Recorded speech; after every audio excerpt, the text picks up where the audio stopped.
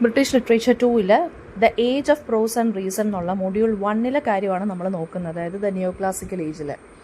അപ്പോൾ British literature കൂടുതലായിട്ടും ഒരു ന്യൂ ടേൺ എടുത്തതെന്ന് വെച്ചാൽ മൊണാർക്കി റീസ്റ്റോർ ചെയ്ത സമയത്താണ്. അതായത് 1660-ൽ ചാൾസ് 2 തിരികെ വന്നതിന് ശേഷമാണ് എന്ത് പറ്റിയത്, ബ്രിട്ടീഷ് ലിറ്ററേച്ചർ ഒരു ന്യൂ ടേൺ വന്നത്.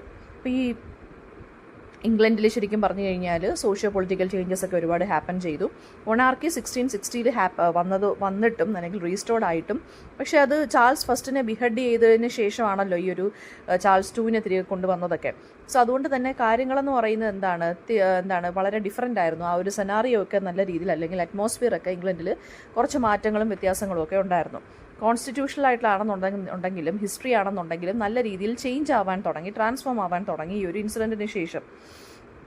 ആൻഡ് ഓൾസോ ഡെമോക്രസി, ബ്രിട്ടീഷ് കൾച്ചറിലോട്ട് ഡെമോക്രസി എന്നുള്ള കോൺസെപ്റ്റൊക്കെ വരാനായിട്ടുള്ളൊരു സ്റ്റാർട്ടിംഗ് പോയിൻ്റൊക്കെ ആയി. അങ്ങനെ പാർലമെൻറ്റ് ആ സമയത്ത് ഫോംഡായി. അങ്ങനെ അത് ഹ്യൂജ് ഇമ്പാക്റ്റ് ആയിരുന്നു സൊസൈറ്റിയിൽ കൊണ്ടുവന്നത്. ബിസിനസ് ക്ലാസ് എന്ന് പറഞ്ഞാൽ ആ ഗ്രൂപ്പ് ഓഫ് പീപ്പിൾ ഫ്ലറിഷ്ഡ് ആയി തുടങ്ങി. പൊളിറ്റിക്കൽ അപ്ഹീവൽസ് ഫ്രാൻസിലും ഒക്കെ തുടങ്ങി. അതായത് ഫ്രാൻസിലെ ലിബർട്ടി, ഫ്രഞ്ച് റവല്യൂഷനൊക്കെ സ്റ്റാർട്ട് ചെയ്യാൻ തുടങ്ങി. അത് ബ്രിട്ടനെയും നല്ല രീതിയിൽ ബാധിച്ചു. ആൻഡ് ആസ് എ റിസൾട്ട് എന്ത് സംഭവിച്ചെന്ന് വെച്ച് കഴിഞ്ഞാൽ പൊളിറ്റിക്കൽ ക്യൂരിയോസിറ്റി റൈസായി. രണ്ട് പൊളിറ്റിക്കൽ പാർട്ടീസ്, അതായത് വിഗ്സും ടോറീസും എമേർജ് ചെയ്തു ഈ ഒരു ടൈമിൽ. വിഗ്സ് എന്ന് പറയുമ്പോൾ ദേ കോൺസ്റ്റിറ്റ്യൂട്ടഡ് ദ ഫോമർ എന്ന് പറയുന്നത് they were constituted of the aristocracy and the wealthy middle classes, and they were against the corruption of the British court and ഈ ചേർച്ചിലെ കുറച്ച് കാര്യങ്ങൾക്കൊക്കെ എതിരായിരുന്നു ഈ വിഗ്സ് എന്ന് പറയുന്നത്. ഈ ടോറീസ് എന്ന് പറയുന്നത് ആ സെക്കൻഡ് ഗ്രൂപ്പ് എന്ന് പറയുന്നത് വിഗ്സിനെതിരായിരുന്നു. ആൻഡ് ഇവർ മൊണാർക്കിയെയും ചേർച്ചിനെയൊക്കെ സപ്പോർട്ട് ചെയ്യുന്നവരായിരുന്നു. വിഗ്സ് എന്ന് വെച്ച് കഴിഞ്ഞാൽ ആർക്കെതിരെയാണ്? ചേർച്ചിനെതിരെയും ഈ ബ്രിട്ടീഷ് കോർട്ടിലെ കറപ്ഷനെതിരെയും ഒക്കെ ആയിരുന്നു ഇവർ എതിരായിരുന്നു. ആൻഡ് ഇവരെന്ന് പറയുന്നത് ടോറീസ് എന്ന് പറയുന്നത് വിഗ്സിനെതിരെയായിരുന്നു, മൊണാർക്കിക്ക് സപ്പോർട്ട് ചെയ്തു, ചേർച്ചിന് സപ്പോർട്ട് ചെയ്യുകയും ചെയ്തു. അങ്ങനെ ആ സമയത്താണ് ബിൽ ഓഫ് റൈറ്റ്സ് പാസ് ചെയ്തത് പാർലമെൻറ്റ്. അത് ആ സമയത്തുണ്ടായിരുന്ന റൂളേഴ്സായിട്ടുള്ള വില്യവും മേരിയും അക്സെപ്റ്റ് ചെയ്തു 1689-ൽ. ആൻഡ് അത് എന്താണ് എൻഷുർ ചെയ്തിരുന്നതെന്ന് വെച്ചാൽ, ഈ ബിൽ ഓഫ് റൈറ്റ്സ് എന്താണ് എൻഷുർ ചെയ്തതെന്ന് വെച്ച് കഴിഞ്ഞാൽ സബ്ജക്ട്സ്, അതായത് സിറ്റിസൺസിനെ പാർലമെൻറ്റിൻ്റെ ഡയറക്റ്റ് കൺട്രോളിൽ കൊണ്ടുവരിക എന്നുള്ളതാണ്. ഈ ഒരു ഡോക്യുമെൻറ്റ് ശരിക്കും പറഞ്ഞു കഴിഞ്ഞാൽ ഇംഗ്ലണ്ടിലെ മൊണാർക്കി എന്നുള്ള സിസ്റ്റത്തിനെ നല്ല രീതിയിൽ അടിമുടി മാറ്റം കൊണ്ടുവരികയും ആൻഡ് കോൺസ്റ്റിറ്റ്യൂഷൻ ലോ ഇൻ ഇംഗ്ലണ്ടിൻ്റെ ഒരു ബേസിക് ഡോക്യുമെൻ്റ് ആയിട്ട് ഇതിനെ പിന്നീട് കൺസിഡർ ചെയ്യാനും തുടങ്ങി. അതായത് ബിൽ ഓഫ് റൈറ്റ്സ് എന്ന് പറയുന്നത് കോൺസ്റ്റിറ്റ്യൂഷന് ഒരു കൈൻഡ് ഓഫ് ഒരു പ്രീ കോൺസ്റ്റിറ്റ്യൂവൻറ്റ് ആയിട്ടുള്ള ഒരു ഡോക്യുമെൻ്റ് ആയിട്ട് ഇതിനെ കൺസിഡർ ചെയ്യാൻ തുടങ്ങി. As A result politics flourish ചെയ്തു. ലിറ്റററി ഇൻട്രാക്ഷൻസ് ഒക്കെ ഡിവൈഡഡ് ആയി രണ്ടായിട്ട്. അത് പൊളിറ്റിക്കൽ പാർട്ടീസ്, വിഗ്സ് ആൻഡ് ടോറീസിൻ്റെ ആ ഒരു ഇതിനെ വെച്ചിട്ട് നമ്മുടെ ലിറ്ററേച്ചർ പോലും ഡിവൈഡഡ് ആവാൻ തുടങ്ങി. ക്യൂൻ ആൻ ശരിക്കും പറഞ്ഞാൽ അവരുടെ ഡെത്തിൽ വരെ ടോറീസിനെ ആയിരുന്നു സപ്പോർട്ട് ചെയ്തുകൊണ്ടിരുന്നത്. പക്ഷേ ക്യൂൻ ആനിന് ശേഷം ജോർജ് ദി ഫസ്റ്റ് അസെൻഡ് ചെയ്തപ്പോൾ ത്രോണിൽ വിഗ്സ് അതോറിറ്റിയിൽ റൈസ് ആവുകയാണ് ചെയ്തത്. ഗവൺമെൻറ്റിലും വിഗ്സിന് ആബ്സല്യൂട്ട് സുപ്രീമസി കിട്ടി ടിൽ ജോർജ് 3 വരുന്നത് വരെ, 1760 വരെ. ആൻഡ് 1784 ആയപ്പോൾ എന്ത് പറ്റി, ബോത്ത് വിഗ്സ് ആൻഡ് ടോറീസ് രണ്ട് പൊളിറ്റിക്കൽ പാർട്ടീസിൻ്റെ സ്റ്റേറ്റസ് നൽകാൻ തുടങ്ങി. Late 17th and 18th century ഇംഗ്ലണ്ടിൽ പൊളിറ്റിക്കൽ ഇൻട്രാക്ഷൻസ് അതായത് monarchy outside monarchy political interactions ഒക്കെ ഹാപ്പൻ ചെയ്യാൻ തുടങ്ങി. പുതിയ ചർച്ചകളും കാര്യങ്ങളും ഒക്കെ പൊളിറ്റിക്സിൽ വരാൻ തുടങ്ങി. ആൻഡ് പിന്നെ 17th centuryക്ക് ശേഷം പൊളിറ്റിക്സ് ആണ് റിലീജിയനെ റീപ്ലേസ് ചെയ്യാൻ തുടങ്ങി. അങ്ങനെ ഒരുപാട് numerous and multi dimensional political interactions വരാൻ തുടങ്ങി. ഒരുപാട് പൊളിറ്റിക്കൽ ഇവൻറ്റ്സും ഒക്കെ ഹാപ്പൻ ചെയ്യാൻ തുടങ്ങി. ആൻഡ് ഇംഗ്ലണ്ടിലും ഫ്രാൻസിലും അതായത് അപ്രതീക്ഷിതമായിട്ടുള്ള, അതായത് അൺഎക്സ്പെക്റ്റഡ് ആയിട്ടുള്ള പൊളിറ്റിക്കൽ ചേഞ്ചസ് ഒക്കെ ഹാപ്പൻ ചെയ്തപ്പോൾ ഇത് സയൻസിലും നമ്മുടെ ലിറ്ററേച്ചറിലും ഒക്കെ എന്ത് ചെയ്യാൻ തുടങ്ങി, പുതിയ കാര്യങ്ങൾ കൊണ്ടുവരാൻ തുടങ്ങി. പൊളിറ്റിക്കൽ അറ്റ്മോസ്ഫിയർ പേഴ്സണൽ ലിറ്ററേച്ചർ എന്ന് പറഞ്ഞൊരു സംഭവത്തിന് വഴിയൊരുക്കി.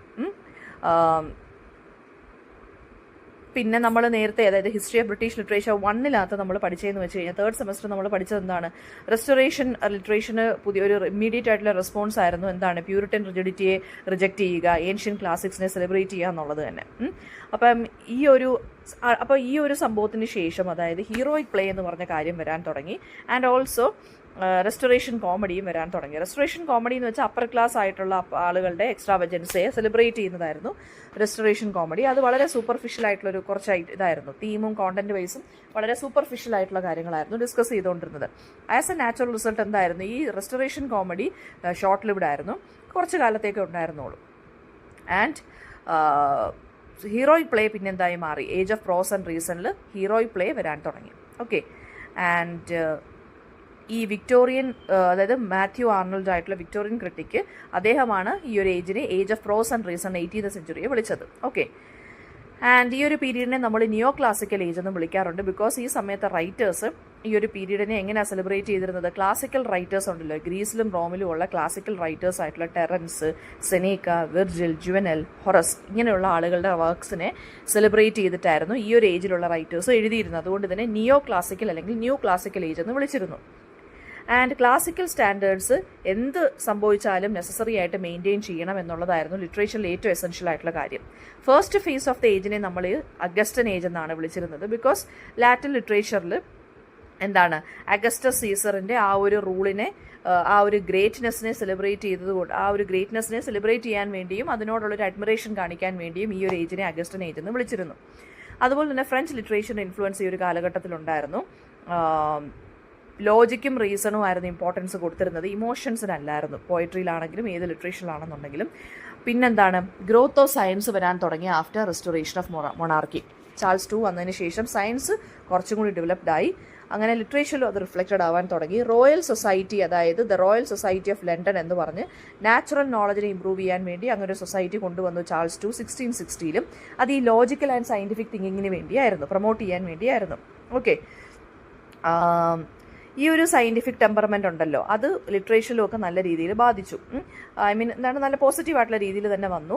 ഇൻ്റലക്റ്റിനായിരുന്നു ഇമ്പോർട്ടൻസ് കൂടുതൽ കൊടുത്തിരുന്ന ആ സമയത്ത് ലിറ്ററേച്ചറിന്, അതായത് ഇമോഷൻസിന് അല്ലായിരുന്നു.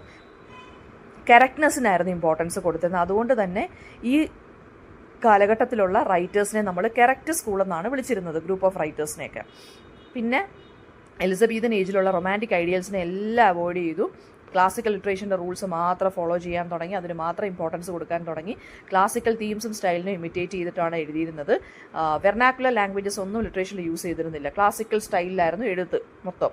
പിന്നെ സ്റ്റാൻഡേർഡ് വൊക്കാബുലറിയും സ്റ്റൈൽ ഓഫ് ലാംഗ്വേജും ആയിരുന്നു യൂസ് ചെയ്തിരുന്നത്.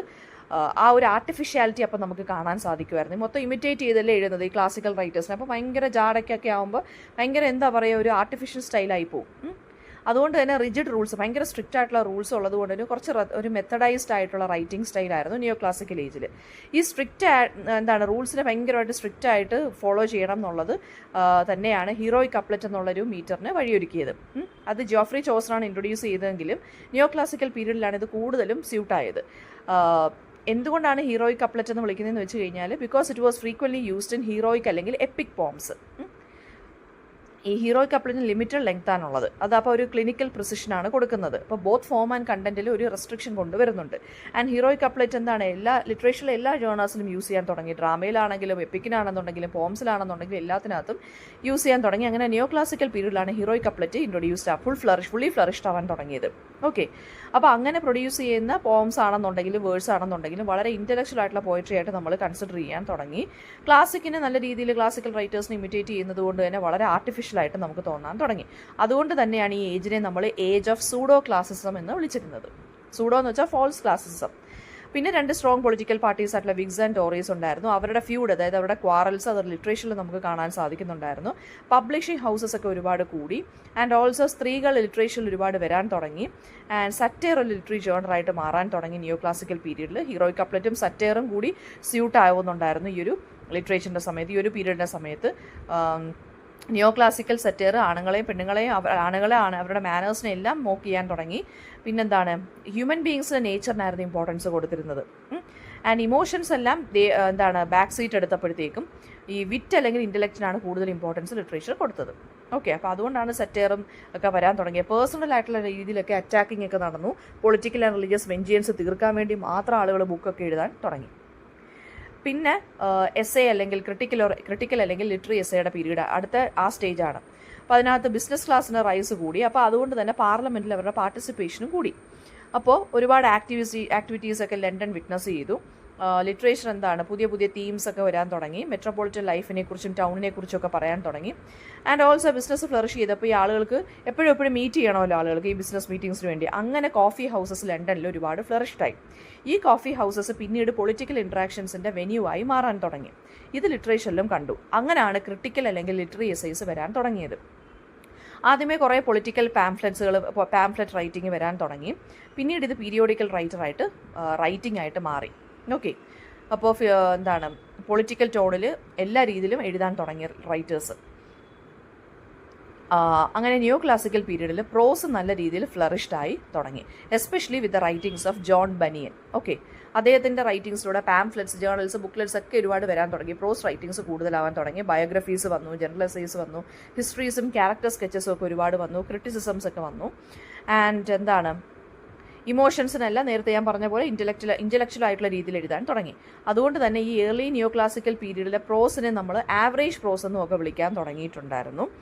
ആൻഡ് പിന്നെന്താണ്, most prominent writer of the neo classical literature എന്ന് പറയുന്നത് ജോൺ ഡ്രൈഡൻ ആയിരുന്നു. അദ്ദേഹം ഒരു പോയിറ്റ്, ഡ്രമാറ്റിസ്റ്റ് ആൻഡ് പ്രോസ് റൈറ്ററാണ്. Dryden as a poet and dramatist, എന്താ പറയുക, ഡ്രൈഡൻ ഒരുപാട് കോൺട്രിബ്യൂഷൻസ് തന്നിട്ടുണ്ട് നമുക്ക്. ലിറ്റററി ക്രിറ്റിസിസം ആണെങ്കിലും ഒരുപാട് പ്രിഫസസ് ഒക്കെ എഴുതിയിട്ടുണ്ട് അദ്ദേഹം. ആൻഡ് എസ്പെഷ്യലി എന്താണ്, ഹീറോയിക് കപ്ലറ്റൊക്കെ ഇദ്ദേഹം ഒരുപാട് യൂസ് ചെയ്തിരുന്നു. എസ്സേ ഓൺ ഡ്രമാറ്റിക് പോയസി അദ്ദേഹത്തിൻ്റെ ലോങ് പ്രോസ് വർക്കാണ്. 1668 അത് എഴുതി. അതെന്ന് വെച്ച് കഴിഞ്ഞാൽ 4 ക്യാരക്ടേഴ്സ് നമ്മൾ ഡയലോഗിൻ്റെ രൂപത്തിലാണ് ഈ ഒരു വർക്ക് എഴുതിയിട്ടുള്ളത്. ഈ 4 ക്യാരക്ടേഴ്സ് എന്ന് പറയുന്നത് യുജീനസ്, ക്രൈറ്റസ്, ലിസീഡിയസ് ആൻഡ് നിയാൻഡർ.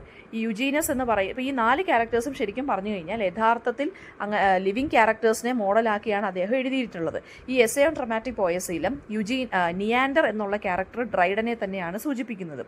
യുജീനസ് എന്നുള്ള ക്യാരക്ടർ സാക്വിലിനെയും, ക്രൈറ്റസ് സർ റോബർട്ട് ഹോവേർഡിനെയും, ലിസീഡിയസ് സെറ്റ്ലെയോ ആണ് കാണിച്ചിരിക്കുന്നത്. അവർ 4 പേരും കൂടി ഒരു ബോട്ട് ജേർണിയിൽ സംസാരിക്കുന്ന ഡയലോഗുകളാണ് ഈ ഒരു വർക്കിനകത്ത് പറഞ്ഞു പോയേക്കുന്നത്.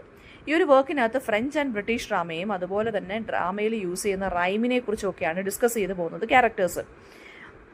അതുപോലെ തന്നെ എലിസബീതൻ ഡ്രമാറ്റിസ്റ്റുകളെ കുറിച്ചും എസ്പെഷ്യലി ഷേക്സ്പിയറിനെ കുറിച്ചൊക്കെ അദ്ദേഹം എഴുതുന്നുണ്ട്. ഓക്കെ, ഈ ഒരു വർക്കിനകത്ത് പറയുന്നുണ്ട്. പിന്നെ ഡ്രൈഡൻ്റെ പ്രോസ് റൈറ്റിംഗ്സ് എന്ന് പറഞ്ഞാൽ ക്ലാസിക്കൽ ഐഡിയൽസിനെ ബേസ് ചെയ്ത് മാത്രമായിരുന്നു. വളരെ കണ്ടൻസ്ഡ് ആയിട്ട്, ഷോർട്ടായിട്ടും പ്രിസൈസ് ആയിട്ടുമായിരുന്നു ഇദ്ദേഹം എഴുതിയിരുന്നത്.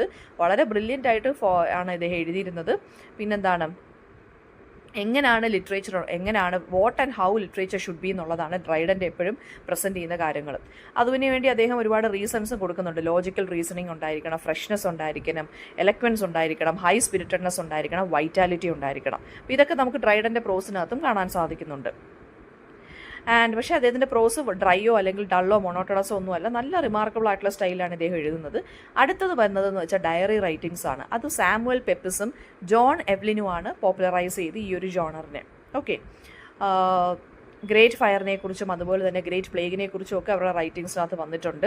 Apart from diary writers, Thomas Hobbes, sir William Temple, John Locke പോലെയുള്ള പ്രോസ് റൈറ്റേഴ്സും ഈ ഒരു പീരീഡിൽ ഉണ്ടായിരുന്നു. ഈ തോമസ് ഹോബ്സ് എന്ന് പറഞ്ഞൊരു ഫിലോസഫറാണ്. ഫിലോസഫിക്കൽ എസ്സേസ് ആണ് ഇദ്ദേഹം എഴുതിയിരുന്നത്. പിന്നെ വളരെ ലൂസിഡ് ആൻഡ് ഫോഴ്സ്ഫുൾ സ്റ്റൈലാണ് ഇദ്ദേഹം എഴുതിയിരുന്നത്. പൊളിറ്റിക്കൽ തിയറീസ് ഒക്കെ കൊണ്ടുവന്നു. അദ്ദേഹത്തിൻ്റെ ഏറ്റവും ഇമ്പോർട്ടൻ്റ് ആയിട്ടുള്ള വർക്കാണ് ലവ്യഥാൻ. അത് പൊളിറ്റിക്കൽ ഫിലോസഫിയാണ് കാണിക്കുന്നത്. ഓക്കെ, പിന്നെ വില്യം ടെമ്പിൾ ഒരു പൊളിറ്റീഷ്യനാണ്. അദ്ദേഹം പൊളിറ്റിക്കൽ ആൻഡ് ഹിസ്റ്റോറിക്കൽ തീംസിലാണ് എഴുതിയിരുന്നത്. മെയിൻ വർക്ക്സ് എന്ന് പറയുന്നത് ലെറ്റേഴ്സ്, മെമ്മോയിസ് ആൻഡ് പിന്നെ വരുന്ന അടുത്ത വർക്ക് മിസലേനിയ. അപ്പോൾ ഈ 3 വർക്കുമാണ്. പിന്നെ അതുപോലെ തന്നെ അദ്ദേഹത്തിൻ്റെ മറ്റ് ഇമ്പോർട്ടൻറ്റ് വർക്ക് എന്ന് പറയുന്നത് ഒരു ഫിലോസഫിക്കൽ കണ്ടംപ്ലേഷൻ ഉണ്ട്, ഹ്യൂമൻ മൈൻഡിനെ കുറിച്ചും നോളജിനെ കുറിച്ചും എഴുതിയിരിക്കുന്നത്. അതിൻ്റെ പേര് an essay concerning human understanding. വളരെ വെൽ ബാലൻസ്ഡ് ആയിട്ടും മെലോഡിയസ് ആയിട്ടും വളരെ എലഗൻറ്റ് സ്റ്റൈലിൽ എഴുതുന്ന പ്രോസാണ് അദ്ദേഹത്തിൻ്റേത്. വില്യം ടെമ്പിളിൻ്റെ ജോൺ ലോക്കിൻ്റെ വർക്കാണ് an essay concerning human understanding. William ടെമ്പിളിൻ്റെ കാര്യമാണ് ഞാൻ നേരത്തെ പറഞ്ഞത്. വെൽ ബാലൻസ്ഡ് ആൻഡ് മെലോഡിയസ് ആയിട്ടുള്ള വർക്കാണ്, രീതിയിലാണ് അദ്ദേഹം എഴുതുന്നത്. ജോൺ ലോക്കിൻ്റെയാണ് an essay concerning human understanding. അതൊരു ഹ്യൂമൻ മൈൻഡിനെ കുറിച്ച് നോളജിനെ കുറിച്ചുള്ളൊരു കൈൻഡ് ഓഫ് ഫിലോസഫിക്കൽ ആയിട്ടുള്ളൊരു കണ്ടംപ്ലേഷനാണ്. പിന്നെ പീരിയോഡിക്കൽ ലിറ്ററേച്ചർ വന്നു. പിന്നെ അതുപോലെ തന്നെ എന്താണ്, പുതിയ പുതിയ പാംഫ്ലെറ്റുകൾ വരാൻ തുടങ്ങി 1638 ബട്ടർ ആൻഡ് ബേൺ എന്നും പറഞ്ഞ് എന്താണ് അവർ പബ്ലിഷിംഗ് ഹൗസസ് പുതിയ പുതിയ പാംഫ്ലെറ്റുകൾ ഇറക്കാൻ തുടങ്ങി. പിന്നീട് പീരിയോഡിക്കൽസ് വന്നു. കോഫി ഹൗസസ് ഒക്കെ പിന്നീട് റീപ്ലേസ് ബ്രിട്ടീഷ് കോട്ട്. പിന്നെ പീരിയോഡിക്കൽ റൈറ്റിംഗ്സ് ഫ്ലറിഷ്ഡായി. ദ ലണ്ടൻ ഗസറ്റ് എന്നും പറഞ്ഞ് 1665 ഒരു പബ്ലിക്കേഷൻ ഇറങ്ങി. പിന്നെന്താണ് ദ ഡെയിലി കറണ്ട് എന്ന് പറഞ്ഞ് 1702 വന്നൊരു ബ്രിട്ടീഷ് ഡെയിലി. അങ്ങനെ ഈ പീരിയോഡിക്കൽസും പാംഫ്ലെറ്റ്സുമാണ് നോവലിന് ഒരു വഴിയൊരുക്കിയത്. ഇപ്പോൾ first half of the 18th സെഞ്ച്വറിയിൽ പ്രോസ് നല്ല രീതിയിൽ ഫ്ലറിഷ്ഡായി, പീരിയോഡിക്കൽസും എല്ലാം. അങ്ങനെ നോവൽസ് വരാൻ തുടങ്ങി. അപ്പോൾ നോവൽസ് വരാൻ തുടങ്ങിയപ്പോൾ ഡാനിയൽ ഡീഫോ, പിന്നെന്താണ് നമ്മുടെ അഡിസൺ, സ്റ്റീല്, ഇവരൊക്കെ എഴുതാനൊക്കെ തുടങ്ങി. ജൊനാഥൻ സ്വിഫ്റ്റ് ആയിരുന്നു ഏറ്റവും ഇമ്പോർട്ടൻ്റ് ആയിട്ടുള്ള ഫിഗർ പ്രോസ് റൈറ്റിങ്ങിൽ. അദ്ദേഹം പോയട്രി എഴുതി കുറച്ച് ഫെയിലായിരുന്നു. പിന്നീട് അദ്ദേഹം പ്രോസിലോട്ട് വന്നു. അദ്ദേഹത്തിൻ്റെ ഫസ്റ്റ് വർക്കാണ് the battle of the books. അതൊരു പ്രോസ് സറ്റയറാണ് കേട്ടോ. അത് ഏൻഷ്യൻ്റ് ആൻഡ് മോഡേൺ റൈറ്റേഴ്സ് തമ്മിലുള്ളൊരു വഴക്കാണ് കാണിക്കുന്നത്. അതൊരു മോക്ക് എപ്പിക്കാണ്. പിന്നെ ടെയിൽ ഓഫ് എ ടബ് എന്നും പറഞ്ഞ് അദ്ദേഹത്തിൻ്റെ ഒരു വർക്ക് ഉണ്ട്. അതൊരു റിലീജിയസ് ആയിട്ടുള്ള അലിഗറിയാണ്. പിന്നെ ടെയിൽ ഓഫ് എ ടബിന് ശേഷം അദ്ദേഹം കുറേ പൊളിറ്റിക്കൽ റൈറ്റിംഗ്സ് ഒക്കെ എഴുതിയിട്ടുണ്ടായിരുന്നു. ടോറീസിനെ സപ്പോർട്ട് ചെയ്ത്, ടോറീസ് പവറിൽ വന്നപ്പോൾ അവരെ സപ്പോർട്ട് ചെയ്ത് സ്വിഫ്റ്റ് എഴുതി. പിന്നെ ഗള്ളിവേഴ്സ് ട്രാവൽസ് എന്നും പറഞ്ഞ് ലോങ്സ്റ്റ് ആൻഡ് മോസ്റ്റ് പോപ്പുലർ വർക്കാണ് 1726 പബ്ലിഷ് ചെയ്തു. അത് ഈ പൊളിറ്റിക്കൽ ഇവൻസിനെ കുറിച്ചുള്ള സറ്റയറാണ്. ഓക്കെ, പിന്നെ അനദർ ഇമ്പോർട്ടൻറ്റ് റൈറ്റേഴ്സ് എന്ന് പറയുന്നത് ജോൺ ആർബറ്റ്നോട്ട് ഉണ്ടായിരുന്നു, ലോർഡ് ബോളിംഗ്ബ്രോക്ക്, പിന്നെ അതുപോലെ തന്നെ George Berkeley, Lady Mary Wortley Montagu. George Arbuthnot എന്ന് പറഞ്ഞ പൊളിറ്റിക്കൽ പ്രോസ് ആണ് എഴുതിയിരുന്നത്. The art of political lying എന്നുള്ളതാണ് ഇദ്ദേഹത്തിൻ്റെ വർക്ക്. പിന്നെ ലോർഡ് ബോളിംഗ്ബ്രോക്ക് എന്ന് പറയുന്നത് ഇമ്പോർട്ടൻറ്റ് പൊളിറ്റിക്കൽ ഫിഗർ ആയിരുന്നു. ടോറി സെൻറ്റിമെൻറ്റ്സ് ആയിരുന്നു ഇദ്ദേഹത്തിൻ്റെ വർക്ക്സിനകത്തൊക്കെ നമുക്ക് കാണാൻ സാധിക്കുന്നത്. പിന്നെ ഇദ്ദേഹത്തിൻ്റെ ഇമ്പോർട്ടൻറ്റ് വർക്ക് എന്ന് പറയുന്നത് ലെറ്റർ ടു സർ വില്യം വിന്തം. പിന്നെന്താണ് അടുത്ത George Berkeley, the principles of human knowledge ആണ് അദ്ദേഹത്തിൻ്റെ ഇമ്പോർട്ടൻറ്റ് വർക്ക് എന്ന് പറയുന്നത്. ഫീമെയിൽ പ്രസൻസ് സ്ട്രോങ് ആയിട്ടുള്ളത് നമ്മുടെ ലേഡി മേരി വോട്ട്ലി മൊണ്ടേഗ്യൂ ആയിരുന്നു. Okay, next ഡ്രാമയാണ്. ഡ്രാമ എന്ന് പറയുന്നത് ആഫ്റ്റർ റെസ്റ്റോറേഷൻ ഒരുപാട് ചേഞ്ചസ് വന്നു. സോഷ്യോ പൊളിറ്റിക്കൽ സ്ഫിയറിലൊക്കെ ഒരുപാട് വ്യത്യാസം വന്നു. അത് ഡ്രാമയിലും എല്ലാം റിഫ്ലക്റ്റഡ് ആയി. എന്താണ് ഈ റെസ്റ്റോറേഷൻ കോമഡി ഈ ഒരു സമയത്ത് ഒരു പ്രോഡക്റ്റ് ആയിരുന്നു. അതുപോലെ തന്നെ sentimental comedy, anti sentimental comedy വന്നു, ഹീറോയിക് ഡ്രാമ വന്നു, ബ്ലാങ്ക് വേഴ്സ് ട്രാജഡിയൊക്കെ ഈ ഒരു പീരീഡിൽ ഫ്ലറിഷ്ഡ് ആയിട്ടുള്ള കാര്യമാണ്. സെൻറ്റിമെൻ്റൽ കോമഡി എന്ന് പറയുമ്പോൾ എന്താണ്, റെസ്റ്റോറേഷൻ കോമഡിക്ക് എതിരെ വന്നതാണ് സെൻറ്റിമെൻ്റൽ കോമഡി.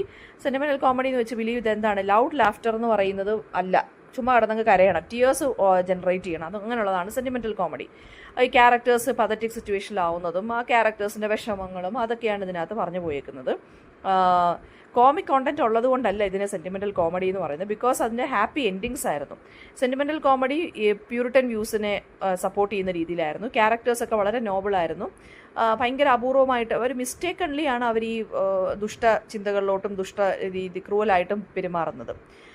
ഹ്യൂമൻ ബീങ്സിൻ്റെ ഗുഡ്നെസ്സിനായിരുന്നു ഈ പ്ലേസ് ഇമ്പോർട്ടൻസ് കൊടുത്തിരുന്നത്. ഓക്കെ, പിന്നെ ലവ് എന്ന് പറയുന്നത് എന്താണ്, idea that love was independent of money and also ഒരു റൊമാൻറ്റിക് പെയർ ഓഫ് ലവർ എങ്കിലും ഒരു പ്ലേക്കകത്ത് കാണണം, ഇതൊക്കെയായിരുന്നു അതിനകത്ത് ഉണ്ടായിരുന്നത് പൊതുവെ. പിന്നെ നെക്സ്റ്റ് എന്ന് പറയുന്നത് ഈ പ്ലേസിലെ ഡയലോഗ്സ് എന്ന് പറയുന്നത് വലിയ അട്രാക്റ്റീവ് ആയിട്ടുള്ള ഡയലോഗ്സ് ഒന്നും അല്ലായിരുന്നു. ഓക്കെ, പിന്നെ പ്ലോട്ട്സ് എന്ന് പറയുന്നത് വളരെ റിപ്പറ്റേറ്റീവ് ആയിരുന്നു. എല്ലാത്തിലും മിക്കവാറും ഉള്ളതിനകത്ത് എല്ലാം കുറേ സെയിം സ്റ്റോറീസും പ്ലോട്ട്സും ഒക്കെ ആയിരുന്നു. And full of moral lessons ആയിരുന്നു. ലാഫ്റ്റർ എവോക്ക് ചെയ്യുന്ന ഒരു ഇതും ഇല്ലായിരുന്നു. ക്യാരക്ടേഴ്സ് എന്ന് വെച്ച് കഴിഞ്ഞാൽ മോറൽ ലെസൺസ് ഒക്കെ കമ്മ്യൂണിക്കേറ്റ് ചെയ്യാൻ വേണ്ടി മാത്രമുള്ള ക്യാരക്ടേഴ്സ് ആയിരുന്നു. സെൻറ്റിമെൻ്റൽ കോമഡിയിൽ റൈറ്റേഴ്സ് എന്ന് പറയുന്നത് കോളി സിബർ ഉണ്ട്, റിച്ചാർഡ് സ്റ്റീൽ ഉണ്ട്, ജോർജ് ഫർക്വർ ഉണ്ട്, റിച്ചാർഡ് കുംബർലാൻഡ് ഉണ്ട്. പിന്നെ conscious lovers by Richard Steele another important sentimental comedy വർക്കാണ്. The tender husband by Steele. പിന്നെ അതുപോലെ തന്നെ കോളി സിബറിൻ്റെ ലവ്സ് ലാസ്റ്റ് ഷിഫ്റ്റ്, റിച്ചാർഡ് കുംബർലാൻഡിൻ്റെ ദ വെസ്റ്റ് ഇന്ത്യനും the constant couple by George ഫർക്വറും. ഇതൊക്കെ സെൻറ്റിമെൻ്റൽ കോമഡി വർക്ക്സ് ആണ്. ആൻറ്റി സെൻറ്റിമെൻ്റൽ കോമഡി എന്ന് വെച്ചാൽ അതൊക്കെ എതിരെയായിരിക്കും സെൻറ്റിമെൻ്റൽ കോമഡിക്കെതിരെ വന്നു. സെൻറ്റിമെൻ്റൽ കോമഡി റെസ്റ്റോറേഷൻ കോമഡിക്കെതിരെയാണ് വന്നത്. ആൻറ്റി സെൻറ്റിമെൻ്റൽ കോമഡി എന്താണ്, സെൻറ്റിമെൻ്റൽ കോമഡിക്കെതിരെയാണ് വന്നത്. ഈ ആൻറ്റി സെൻറ്റിമെൻ്റൽ കോമഡി നമ്മൾ കോമഡി ഓഫ് മാനേഴ്സ് എന്ന് നമുക്ക് വിളിക്കാം. ടൗൺ ലൈഫായിരുന്നു കാണിച്ചുകൊണ്ടിരുന്നത്. ഇപ്പോൾ നമ്മുടെ അതായത് അപ്പർ ക്ലാസ് ആളുകളെ കളിയാക്കിക്കൊണ്ടുള്ള രീതിയിലായിരുന്നു എഴുതിക്കൊണ്ടിരുന്നത്, കോമഡി ഇവോക്ക് ചെയ്യാൻ വേണ്ടി മാത്രം. ഓക്കെ, വളരെ വിറ്റി ആയിട്ടുള്ള വെർബൽ ഡയലോഗ്സ് ആയിരുന്നു. അതാണ് ഈ ആൻറ്റി സെൻറ്റിമെൻ്റൽ കോമഡിയുടെ ഒരു പ്രത്യേകത എന്ന് പറയുന്നത്. ആൻറ്റി സെൻറ്റിമെൻ്റൽ കോമഡിക്കകത്ത് മാരേജ് ആയിരുന്നു ഒരു എസെൻഷ്യൽ ആയിട്ട് കാണിച്ചിരുന്നത്. ലവ് ആൻഡ് മണിയുടെ ഒപ്പം തന്നെ മാരേജ് ആയിരുന്നു എസെൻഷ്യൽ. പിന്നെ മിഡിൽ ക്ലാസ് ക്യാരക്ടേഴ്സ് ഉണ്ടായിരുന്നു. പിന്നെന്താണ്, വിറ്റി ഡയലോഗ്സ് ആയിരുന്നു. പിന്നെ ഒരുപാട് സബ് പ്ലോട്ട്സ് ഒക്കെ ഉണ്ട്. മൈനർ ക്യാരക്ടേഴ്സ് ശരിക്കും ഒരുപാടുണ്ടായിരുന്നു. ലവ് ആയിരുന്നു ഇതിനകത്ത് മെയിൻ തീം എന്ന് പറയുന്നത്. മേജർ പ്രാക്ടീഷണേഴ്സ് എന്ന് പറയുന്നത് ഷെറിഡനും ഒലിവർ ഗോൾഡ്സ്മിത്തും ആയിരുന്നു. ഗോൾഡ്സ്മിത്തിൻ്റെ ഒരു poet, playwright and prose writer ആണ്. അദ്ദേഹത്തിൻ്റെ ആൻറ്റി സെൻറ്റിമെൻ്റൽ കോമഡി എന്ന് പറയുന്നത് ഷീ സ്റ്റൂപ്സ് ടു കോൺഗറും ദ ഗുഡ് നേച്ചേർഡ് മാനുമാണ്. നിങ്ങൾക്ക് പഠിക്കാനുണ്ട് ഷീ സ്റ്റൂപ്സ് ടു കോൺഗർ. പിന്നെ വരുന്നതെന്ന് വെച്ച് കഴിഞ്ഞാൽ റിച്ചാർഡ് ഷെറിഡൻ ആണ്. അദ്ദേഹം ശരിക്കും പറഞ്ഞാൽ 10 പ്ലേസ് എഴുതിയിട്ടുണ്ട് കേട്ടോ. ഷെറിഡൻ്റെ പക്ഷേ ഒരു കുഴപ്പം എന്താണെന്ന് വെച്ചാൽ ഡെപ്ത് ഓഫ് ക്യാരക്ടേഴ്സ് ഇല്ല ഗോൾഡ്സ്മിത്തുമായിട്ട് കമ്പയർ ചെയ്യുമ്പോൾ. പ്ലോട്ട് കൺസ്ട്രക്ഷനിലും മിടുക്കനായിരുന്നു ഷെറിഡൻ. ഓക്കെ, പിന്നെ നല്ല രീതിയിൽ മെൻ ആൻഡ് മാനേഴ്സിനെ കുറിച്ച് നല്ല രീതിയിൽ ഒബ്സർവ് ചെയ്യുന്നുണ്ടായിരുന്നു. പിന്നെ എന്താണ്, ഇതൊക്കെയായിരുന്നു അദ്ദേഹത്തിൻ്റെ ഒരു ടെക്നിക്സ് എന്ന് പറയുന്നത്. ഏറ്റവും ഇമ്പോർട്ടൻറ്റ് പ്ലേസ് എന്ന് പറയുന്നത് റൈവൽസും അതുപോലെ തന്നെ ദ സ്കൂൾ ഫോർ സ്കാൻഡലുമാണ്. വളരെ ബ്രില്യൻ്റ് ആയിട്ടുള്ള ക്യാരക്ടറൈസേഷനും ഡയലോഗ്സും പ്ലോട്ട് കൺസ്ട്രക്ഷനുമാണ് ഈ 2 പ്ലേസിനകത്തും ഉള്ളത്. പിന്നെ ഹീറോയിക് ഡ്രാമയാണ്. അത് നീതിയോ ക്ലാസിക്കൽ ഏജിൽ ഒരു kind of form of theatre ആയിരുന്നു. ഹീറോയിക് കപ്ലറ്റ്സിലായിരുന്നു ഇത് എഴുതിയിരുന്നത്. സർ വില്യം ഡേവ്നൻ്റ് ആണ് ഇത് എന്ത് ചെയ്തിരുന്നത്, പോപ്പുലറൈസ് ചെയ്തത്. ആൻഡ് ജോൺ റൈഡനും ഇത് പോപ്പുലറൈസ് ചെയ്തൊരു കാര്യമാണ്. വളരെ ഗ്രാൻഡിലോക്വൻ്റ് ആയിട്ട് ചെയ്യുന്നൊരു പ്ലേ ആണ് നമ്മൾ ഹീറോയിക് ഡ്രാമ എന്ന് പറയുന്നത്. പ്ലോട്ടും ക്യാരക്ടേഴ്സ് എന്ന് പറയുന്നത് എന്താണ്, ഫെയ്റ്റിന് അടിമപ്പെടുന്നു. ഡയലോഗ്സ് ഒക്കെ ഹീറോയിക് കപ്ലറ്റിൽ വളരെ നല്ല സ്റ്റൈലിലൊക്കെയാണ് എഴുതുന്നത്. ഗ്രേറ്റ് ഹീറോയിക് ഫിഗേഴ്സിനെ കുറിച്ചാണ് പറയുന്നത്. ഈ കാറ്റഗറിയിൽ വരുന്ന ട്രാജഡീസിനെ നമ്മൾ ഹീറോയിക് ട്രാജഡി എന്ന് പറയുന്നു. എക്സാമ്പിൾ ജോൺ ഡ്രൈഡൻ്റെ ദ വൈൽഡ് ഗാലന്റ് ഉണ്ട്, അതൊരു ഹീറോയിക് കോമഡിയാണ്. പിന്നെ റൈവൽ ലേഡീസ് എന്ന് പറഞ്ഞൊരു വർക്ക് വരുന്നുണ്ട് ഡ്രൈഡൻ്റെ തന്നെ, ദ കോൺക്വസ്റ്റ് ഗ്രാനഡ, ഇതൊക്കെ ഹീറോയിക് ഡ്രാമാസ് ആണ് കേട്ടോ. പിന്നെ തോമസ് ഓട്ട്ബിയും നഥാനിയൽ ലീയും ഹീറോയിക് ട്രാജഡിയുടെ വേറെ പോപ്പുലറൈസ് ചെയ്ത പ്രാക്ടീഷണേഴ്സ് ആയിരുന്നു. ബ്ലാങ്ക് വേഴ്സ് ട്രാജഡിയാണ് അടുത്തത്. ഈ ഹീറോയിക് ഡ്രാമ വളരെ ആർട്ടിഫിഷ്യൽ ആയിരുന്നല്ലോ, അതുകൊണ്ട് അത് ബ്ലാങ്ക് വേഴ്സ് ട്രാജഡീസ് എന്നും പറഞ്ഞ് ഒരു ജോണറിന് വഴിയൊരുക്കി. പക്ഷെ അത് ഫ്ലറിഷ്ഡ് ആയില്ല. മേജർ പ്രാക്ടീഷണർ ജോൺ ഡ്രൈഡൻ തന്നെയായിരുന്നു. First blank verse tragedy all for love എന്നുള്ളതായിരുന്നു. ഇതൊരു വലിയ സക്സസ് ആയിരുന്നു കേട്ടോ, ഡ്രൈഡൻ്റെ തന്നെ. പിന്നെ ജോസഫ് എഡിസണും എഴുതിയിട്ടുണ്ട്. കാറ്റോ എന്നാണ് അദ്ദേഹത്തിൻ്റെ ബ്ലാങ്ക് വേഴ്സ് ട്രാജഡിയുടെ പേര്.